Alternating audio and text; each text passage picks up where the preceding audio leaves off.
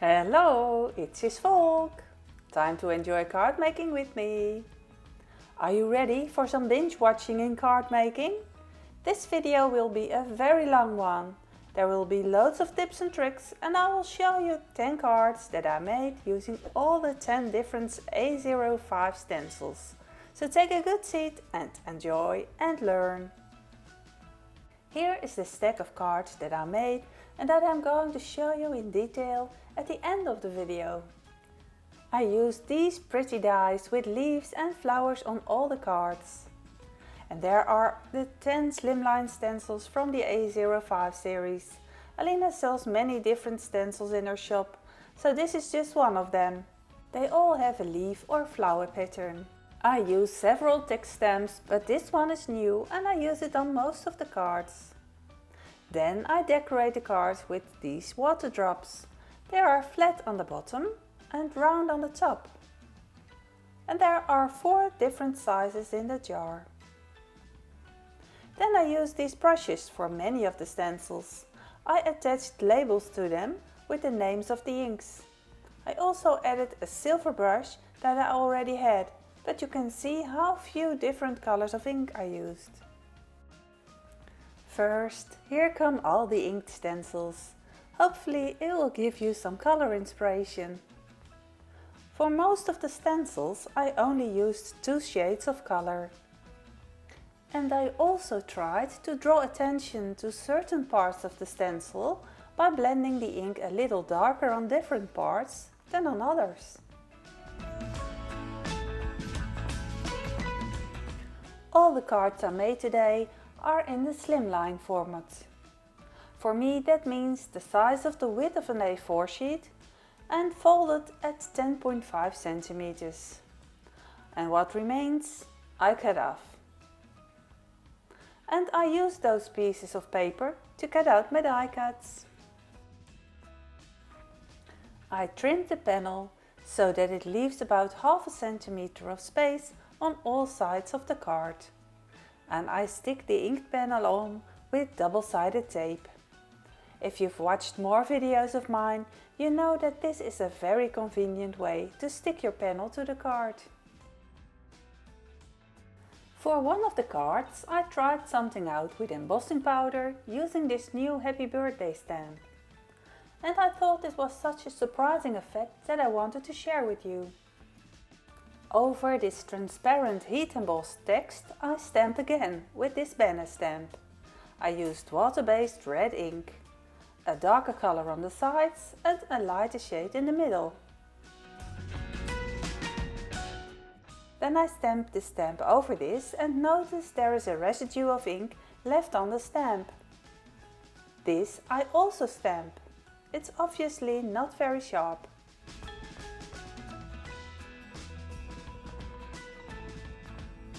But when I stamp it black again over it, then you see a beautiful shadow of the text. The black text falls just short of the red text, so you see a shadow. I found this surprisingly beautiful. And I think this technique is worth experimenting some more. Second stamping technique with embossing and you have 2 sentiments in one go. I used one of the text banners on this card. Here I'm using this same new Happy Birthday text stamp set again. And I'm taking this one with the leaf in the text. I also find these stamps stick really well. Before I start stamping, I make my paper grease-free with talcum powder. I put that in this folded panty stocking. I stamp with Versamark ink that is suitable for embossing. And I heat emboss with silver embossing powder from AlinaCraft. I catch any excess powder with these 2 sheets of paper. Excess grains I gently tap away, and if they are still not gone, then I blow them away or I use a small tool to wipe them away. Here you can see that I blow for a moment. Maybe I didn't use enough talcum powder. Only when all the loose grains are gone, then I do heat it. Then I have a nice tip for you. I am making a frame here that I will later glue around the text. For the ink blending, I use the same colors of ink as the stencil. In this case, yellow and teal blue. These colors together make a nice shade of green. Don't forget to clean your work area in between, otherwise you will get green right on the corner, while you only want green where yellow and blue merge. Now I take 2 dies that fit the frame of the text. You see, I have already die cut the silver embossed text with a large frame die. I put in a smaller size and I cut this out of the colored piece of paper. This frame I'm going to use. You see, it fits exactly with the background, which is blended with the same 2 colors of ink. But before I glue the frame with the text on it, I am going to do something else with it. I stamp Versamark ink on the frame. This is a small Versamark ink pad. Then I use transparent embossing powder from AlinaCraft and I need my tweezers to lift this out. Well, it's a challenge to emboss this in one go, but it is possible. I use an old empty tape roll for this. I make sure I only lift the edges of the frame and don't touch the embossing powder. This way you can emboss conveniently without the whole thing flying off. Halfway though, I do flip it over so I can get the top better.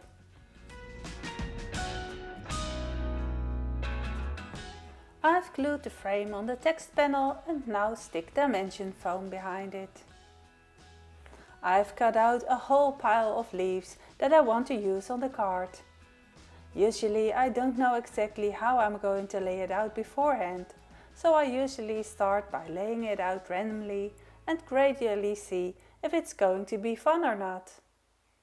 I put the leaves on the corners and the needle leaves in between. These thin leaves we are going to ink blend, but since they are rather fragile and bend easily, I put them back in the shape they came out of after die cutting.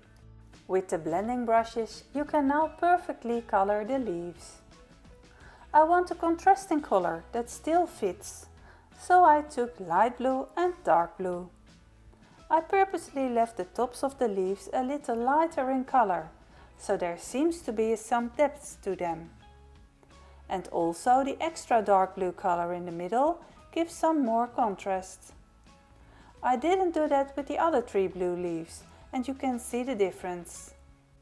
For the leaf of the pine tree, at least that's what it looks to me, perfect to use for Christmas cards too by the way, but that aside, for this leaf I used the same 2 colors as for the background.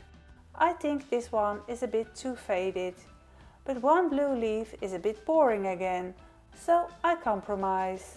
I decide to blend them all with yellow and teal blue, and on top of that I add some light blue for contrast. So now I have to do that with all the leaves. Finally, I add some yellow to the edges of the leaves. I hope this gave you some tips on blending in small fragile shapes and building up color.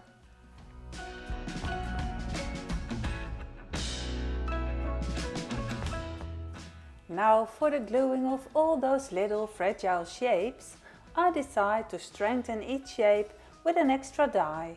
So basically 2 layers on top of each other. I glue with a multi-medium matte glue, and here I put little dots of glue on the die. I press them down and put a clear block on top of it to let it dry firmly. This is dry in just a few seconds. Another way is to put some glue on your table. In my case this is a silicone craft sheet, which is easy to clean. I dip the bottom die in the glue that is on the craft sheet. The excess glue I also dab off on the craft sheet. The third way that I also use is with a glue brush. I brush the glue directly from the pot. Now I have to get the shape exactly right. Slightly offset is also quite nice, but for this card I want them straight. Although I will do this again for another card. Finally, I glue all the leaves onto the card. Any excess glue I dab off with a tissue. you see nothing of it anymore. Then I glue the text on and cut off the overhanging parts. And even those overhanging parts you can still use. I glued them next to the text frame to fill up the empty spot. For the finishing touch, I add some more of these water drops, both on the text banner and on some of the leaves. I stick water drops using the same multi-medium glue. Then there is the envelope. To make it match, you can of course use not only the stencil, but why not also use the die cut shapes? Optimal usage of your products and very economical of course. I am now using the yellow and light blue color directly, but I am still ink blending a little bit with the teal color over it. And so you see, I'm working with the two dies on the left and right side of the envelope alternating. Be careful to clean your work mat in between, otherwise you will get ink on the back of the envelope. Also the back of the envelope I just decorated. I am very satisfied with this card. A lot of work, but so much fun. Okay, for the next card I worked only with brown ink combined with gold embossing powder. And for that I took this stamp. I cut it out by hand. There are dies for it, but I don't own them yet. I put the dies down where I roughly want to glue them on later. I want the text in the middle. Now it's almost impossible to glue them back in the same place, so I use a piece of low-tech tape, masking tape in this case, to pick up the dies completely. I press the tape firmly and pull all the die cuts loose. Now I can apply glue to the figures all at once and stick them in the right place on the card. You could also use the press and seal for this technique, but since it is not available in all countries, masking tape or washi tape works well too. I leave the tape on for a while until the glue has dried well enough. The text I stick raised with foam blocks. I decide not to add extra gems or sequins to keep it plain and also suitable for a men's card. I'm not done giving tips yet, and that's about combining and gluing the die-cutted figures. When you die cut this flower, there's a little hole in the petal, which means you can see through it. I'll just show it with a white flower. See, you can look through the holes and see the card with the colors underneath. But if your little flower is already colored and there's also a lot of color underneath, you might not want to be able to see through it. Or you might want the hole to be white. That's why I made this one. Here I cut out the die cut, but then filled up the holes again. Now if you put a colored flower on top of that and put this flower on the card, you can't see through it, and you have a nicer flower. It doesn't fall away as much in the background, you see. I'm going to show you how to do that. You just take tape and cut very small strips from it. This piece is even too big. You leave the cutout flower in the die. And then you stick pieces of tape on the small shapes while it's still in the die. I do this best with tweezers. It's really easiest if you tape them down before you take the die out of its mold. You can also do it the other way around, because as you can see, this little piece stays in. You can take the flower out of the die, stick the tape under the holes, and then stick the little shape back where the tape is now. Like I'm doing now with the last piece that didn't want to stick. And this is what it looks like when you glue a colored open die cut to a closed white die cut. It gives a different effect than when you glue two dies with holes in them straight on top of each other or slightly offset. Look, when you glue two on top of each other that are shifted about 2 mm, then it looks like a shadow. And of course, it can also be in different colors besides white. You can also stack the petals. Stick two of the same sizes twist it together, then it looks like the flower has more petals. Or you die cut the 3 different sizes and stack them on top of each other. Then you suddenly have a completely different flower. You can glue the whole flower flat or just in the middle, so you can add dimension to it. And look what an effect it gives when you put a water drop in the middle. I stamped this text stamp twice. Once on black paper with white embossing powder, that's this one from AlinaCraft.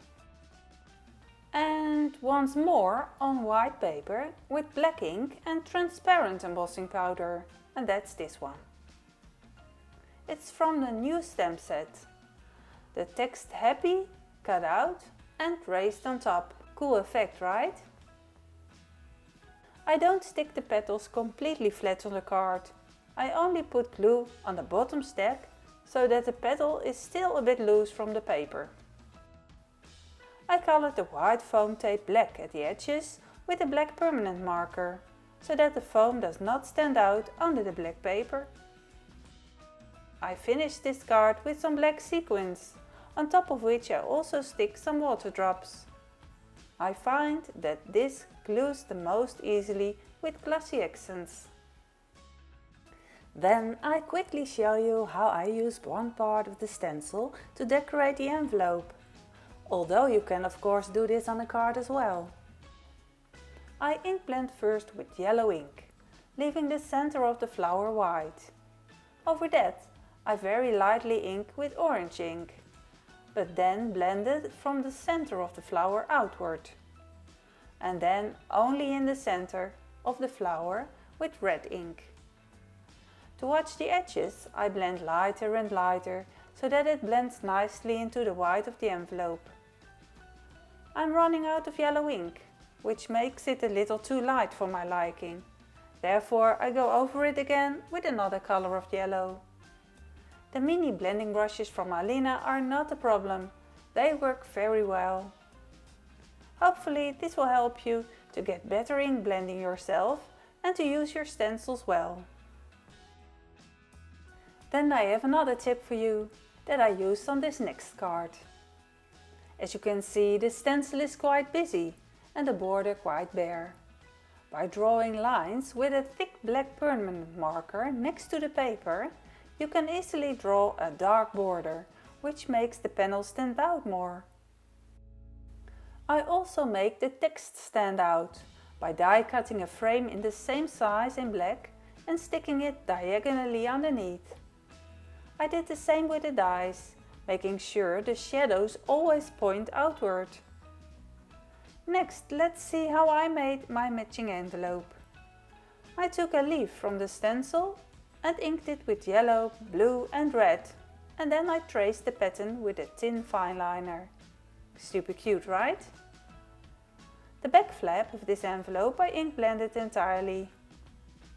Again with yellow, blue and orange, and maybe a very small amount of red. Now that I've shared all my tips and part of the 10 cards with you, I'm going to show you all the cards and envelopes. I made this card first. On the envelope I glued the 2 strips that I had left over when I cut the panel to size.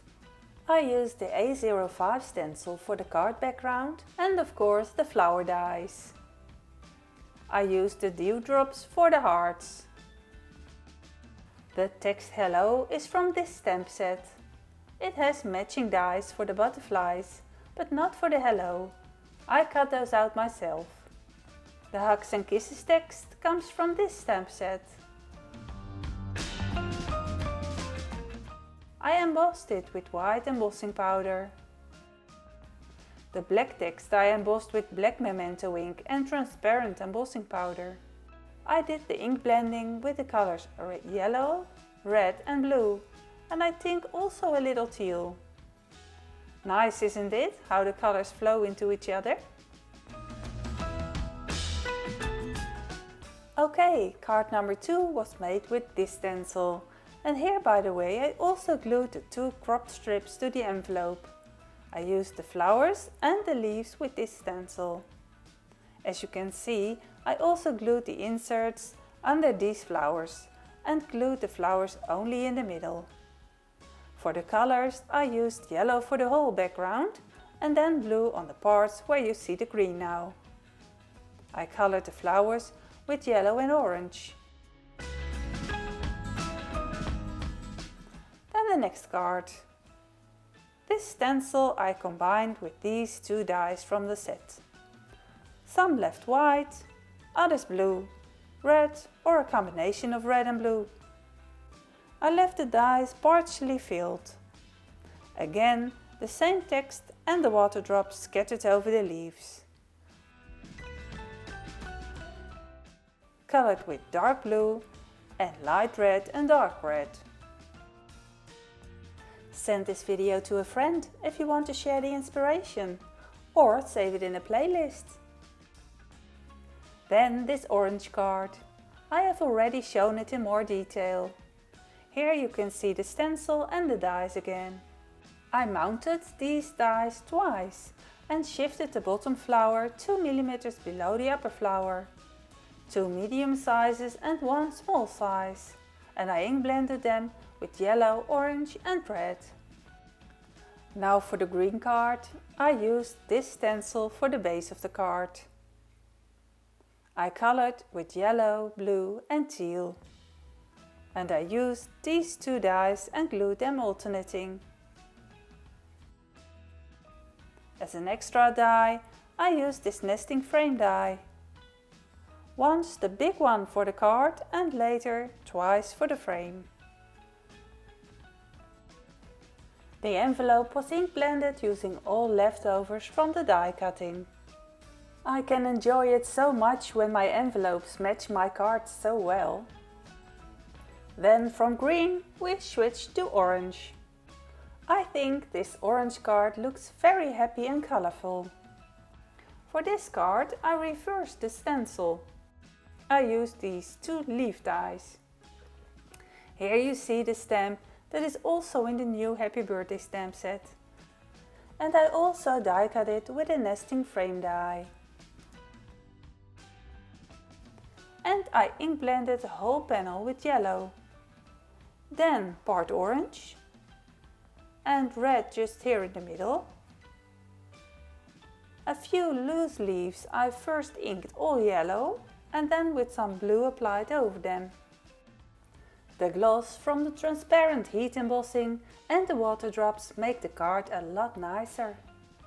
For this card I showed the stamping technique. And actually I only worked with blue and red here. However, be careful not to blend the blue and red over each other. It won't be as pretty. I used a leaf and the largest and smallest size flower. Here again the Happy Birthday stamp and the banner stamp.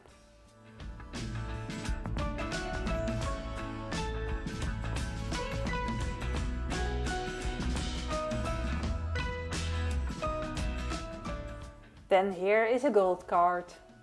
On both sides of the envelope I used a negative of a die cut as a stencil. And here is the stencil. To ink blend I used mostly brown ink and a very small amount of yellow. The Happy Birthday stamp is again from the same set and I embossed it with gold embossing powder. The leaves I ink blended only on the bottom. And for this I used these two leaf dies. Well, here you see the completed card. And I have more to come. Then I also made this green and bronze colored card. I also ink blended the envelope. I think it turned out very well myself. So to ink blend, I used green and brown ink and I made sure to alternate brown dark spots. I used these three dies. I heat embossed the smallest die twice with bronze embossing powder from AlinaCraft. In the jar it looks brown, but once embossed it gives a beautiful shiny warm color. This is the stamp I used. And also the text is heat embossed with the same bronze embossing powder. For the envelope, I used again the negative dies to create my own stencil.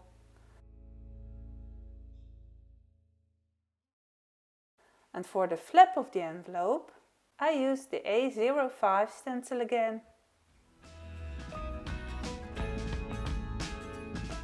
Because of the shininess and creativity in this card, this is the card I like best. What's your favorite? And then this last card. You've seen a little bit of that one too. I also used this nesting frame die. I made a black shadow die that shifted 2 mm. And I stamped this text with black ink. And I made the panel border black with a thick permanent marker. I used the stencil in two ways. Once as a flower with fine liner, bordered on the front, and once the flap completely ink blended in the same colors, yellow, green and orange, with a very little extra red. The black extra dies that give the shadow effect combine perfect with the black permanent markers I used for the panel and for the tracing of the stencil. Now here's another look at the 10 slimline cards and envelopes using the A05 stencils from AlinaCraft store, in combination with the leaves and flowers die set. If you are interested in any of the products I used for making these cards, you can find all the links for them in the description below this video. Just click on the word more to expand the text and you will find them. Also in the description box you will find links to other videos where I used Alina stencils. If you are watching this video through AlinaCraft's channel, please also subscribe to my own channel, Folk. Thank you so much for watching this video till the end.